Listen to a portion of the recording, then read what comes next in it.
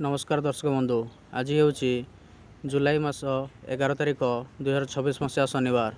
आसतु आज नजर पकईवा राज्य और देशर किसी गुरुत्वपूर्ण खबर उपरे। आसंता राखी पूर्णिमार सुभद्रा योजनार पंचम किस्ती प्रदान करेंगे राज्य सरकार। यह सुचारू रूपे संपन्न करने शुक्रवार लोकसेवा भवन में उपमुख्यमंत्री प्रभाती परिड़ा अध्यक्षतार एक उच्चस्तरीय प्रस्तुति समीक्षा बैठक अनुष्ठित हो जाइछि। जुलाई 25 मध्य फिल्ड इनक्वारी क्षेत्रस्तरीय जांच शेष करने को उपमुख्यमंत्री निर्देश देते। आगामी राखी पूर्णिमार प्राय 1 कोटी ऊर्ध्व हिताधिकारी सुभद्रा किस्ती प्रदान कर से सूचना देते। उपमुख्यमंत्री सुभद्रा योजनार परवर्ती किस्ती डीबीटी सक्रियकरण, eKYC, field inquiry, NPCI mapping, payment file प्रस्तुति और बैंक समन्वय आदि कार्यर अग्रगति समीक्षा करछन्ति। से कहिछन्ति राज्यर आउ 3,17,967 जन नूतन हिताधिकारी सुभद्रा किस्ती आवेदन करछन्ति।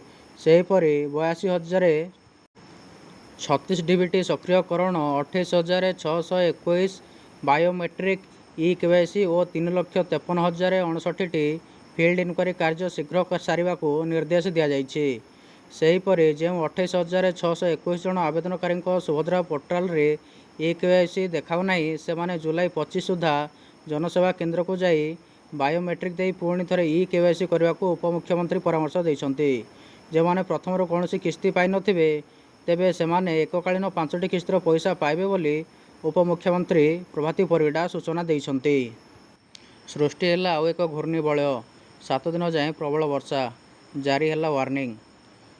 गांगेटिक वेस्ट बेंगल और ता पाखापाखि बांग्लादेश उपर एक घूर्णिबलय सृष्टि होइछि।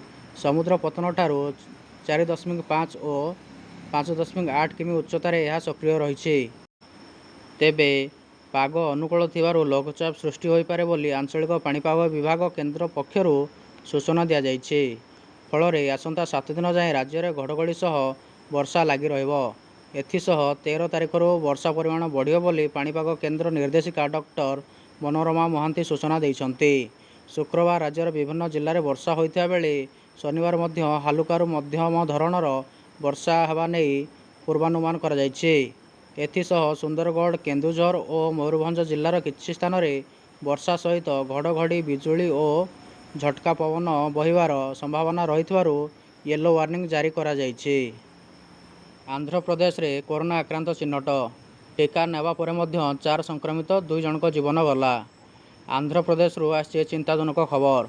देश में पुणी थे मारात्मक कोरोना भाइरस फेरिबार संकेत मिली। राज्यर कडप्पा जिले में कोविड-19 किछि नुआ मामला सामना को आसिबा सह कोरोना संक्रमण जोगु 2 जनकर मृत्यु घटी। यह व्यतीत आउ 4 जन संक्रमित चिन्हट होइछन्ति।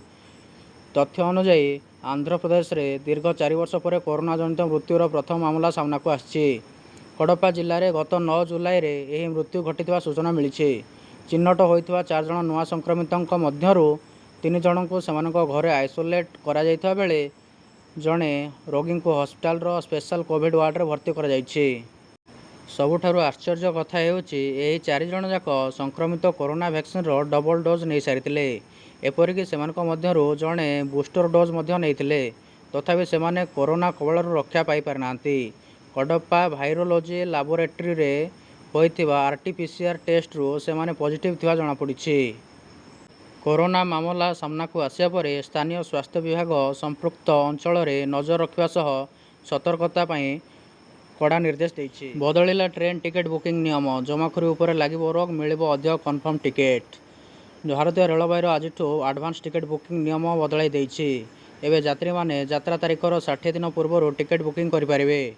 रेलवे कहिछि एही परिवर्तन जोगु टिकेट जमाखोरी उपर रोक लागिबो, अधिक यात्री को कन्फर्म टिकेट मिलिबारे साहाय्य हबो।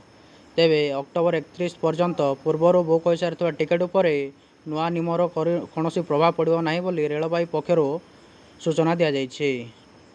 पाठ्यपुस्तक त्रुटि प्रतिवाद में सुखुआ और झालमुड़ी धरी बरगढ़ में बीजेडी शिक्षा बचाओ आंदोलन। पाठ्यपुस्तक होइथिबा गुरुतर त्रुटि को नहीं बरगढ़ में विजु जनता दल पक्षर एक अभिनव प्रतिवाद देखा मिली। शुक्रवार छात्र और युव बीजेडी पक्षर शिक्षा बंचाओ आंदोलन करा जिलापाल कार्यालय सम्मुख में विक्षोभ प्रदर्शन करा ଏହି ପ୍ରତିବାଦ ସମୟରେ ବିଜେଡ଼ି କର୍ମୀମାନେ ହାତରେ ଶୁଖୁଆ, ଝାଲମୁଢ଼ି ଓ ଲେମ୍ବୁ ମାଳ ପିନ୍ଧିବା ସହ ନିମ୍ବୁଡ଼ା ନିମ୍ବୁଡ଼ା ଗୀତର ତାଳେ ତାଳେ ଏକ କୀର୍ତ୍ତନ କରି ଗାନ୍ଧୀ ଛକରୁ ଜିଲ୍ଲାପାଳଙ୍କ କାର୍ଯ୍ୟାଳୟ ପର୍ଯ୍ୟନ୍ତ ଏକ ବିଶାଳ ଶୋଭାଯାତ୍ରା ବାହାର କରିଥିଲେ। ଆନ୍ଦୋଳନକାରୀମାନେ ବାଟରେ ମୁଖ୍ୟମନ୍ତ୍ରୀ ମୋହନ ଚରଣ ମାଝୀ, ଗଣଶିକ୍ଷା ମନ୍ତ୍ରୀ ନିତ୍ୟାନନ୍ଦ ଗଣ୍ଡ ଏବଂ କେନ୍ଦ୍ର ଶିକ୍ଷାମନ୍ତ୍ରୀ ଧର୍ମେନ୍ଦ୍ର ପ୍ରଧାନଙ୍କୁ କୁଶପୁତ୍ତଳିକା ଦାହ କରିଥିଲେ। ଶେଷରେ ବିଜେଡ଼ି ପକ୍ଷରୁ ଅତିରିକ୍ତ ଜିଲ୍ଲାପାଳ ମଧୁସନ୍ଧା ସାହୁଙ୍କ ଜରିଆରେ ଗଣଶିକ୍ଷା ମନ୍ତ୍ରୀଙ୍କ ଉଦ୍ଦେଶ୍ୟରେ ଏକ ସ୍ମାରକପତ୍ର ପ୍ରଦାନ କରାଯାଇଥିଲା। ଏହି ତ୍ରୁଟି ପାଇଁ ନୈତିକତା ଆଧାରରେ ଗଣଶିକ୍ଷା ମନ୍ତ୍ରୀ ତୁରନ୍ତ ଇସ୍ତଫା ଦିଅନ୍ତୁ ଏବଂ ଜନସାଧାରଣଙ୍କୁ କ୍ଷମା ପ୍ରାର୍ଥନା କରନ୍ତୁ ବୋଲି ବିଜେଡ଼ି ଦାବି କରିଛି। ପାଣ୍ଡିଆନଙ୍କ ଭେନେଜୁଏଲା ଗସ୍ତକୁ ନେଇ ବଢ଼ିଲାଣି ଚର୍ଚ୍ଚା। ଭୂମିକମ୍ପ ପରେ କାହିଁକି ଭେନେଜୁଏଲା ଯାତ୍ରା କରିଥିଲେ ଭାରତର ସାଇକ୍ଲୋନ ମ୍ୟାନ୍? ଓଡ଼ିଶାର ପୂର୍ବତନ ମୁଖ୍ୟମନ୍ତ୍ରୀ ନବୀନ ପଟ୍ଟନାୟକଙ୍କ କନିଷ୍ଠ ସହଯୋଗୀ ଏବଂ ବିପର୍ଯ୍ୟୟ ପରିଚାଳନା ବିଶେଷଜ୍ଞ ଭିକେ ପାଣ୍ଡିଆନ ସମ୍ପ୍ରତି ଭୂମିକମ୍ପ ପ୍ରଭାବିତ ଭେନେଜୁଏଲା ଗସ୍ତ କରିଥିଲେ। ଏହି ଗସ୍ତ ସମୟରେ ସେ ଦେଶର ମଧ୍ୟବର୍ତ୍ତୀକାଳୀନ ରାଷ୍ଟ୍ରପତି ଡେଲ୍ସି ରୋଡ୍ରିଗେଜଙ୍କୁ ଭେଟିଥିଲେ। ସୋସିଆଲ ମିଡିଆରେ ନିଜର ଅଭିଜ୍ଞତା ବାଣ୍ଟି ପାଣ୍ଡିଆନ କହିଛନ୍ତି ଯେ ସେ ଭେନେଜୁଏଲାର ଭୂମିକମ୍ପ ପ୍ରଭାବିତ ଅଞ୍ଚଳ ପରିଦର୍ଶନ କରିଛନ୍ତି ଏବଂ ଉଦ୍ଧାର ଏବଂ ରିଲିଫ୍ କାର୍ଯ୍ୟରେ ନିୟୋଜିତ ଦଳମାନଙ୍କ ସହିତ ସାକ୍ଷାତ କରିଛନ୍ତି। ଏହି କଷ୍ଟକର ସମୟରେ ଲୋକଙ୍କୁ ସାହାଯ୍ୟ କରୁଥିବା ସମସ୍ତଙ୍କ ପାଇଁ ସେ କୃତଜ୍ଞତା ପ୍ରକାଶ କରିଛନ୍ତି। ପରବର୍ତ୍ତୀ ସମୟରେ ସେ ବିପର୍ଯ୍ୟୟ ପରିଚାଳନା, ରିଲିଫ୍ ଏବଂ ପୁନର୍ବାସ ସମ୍ପର୍କରେ ଓଡ଼ିଶା ଏବଂ ଭାରତର ଅଭିଜ୍ଞତା ବାଣ୍ଟିବା ପାଇଁ ରାଷ୍ଟ୍ରପତି ଡେଲ୍ସି ରୋଡ୍ରିଗେଜଙ୍କୁ ଭେଟିଥିଲେ। ଭିଡ଼ିଓଟି ଯଦି ଭଲ ଲାଗିଥାଏ ତେବେ ଚ୍ୟାନେଲକୁ ଲାଇକ୍, କମେଣ୍ଟ, ସେୟାର କରିବା ସହିତ ସବସ୍କ୍ରାଇବ୍ ମଧ୍ୟ କରିଦିଅନ୍ତୁ। ଧନ୍ୟବାଦ।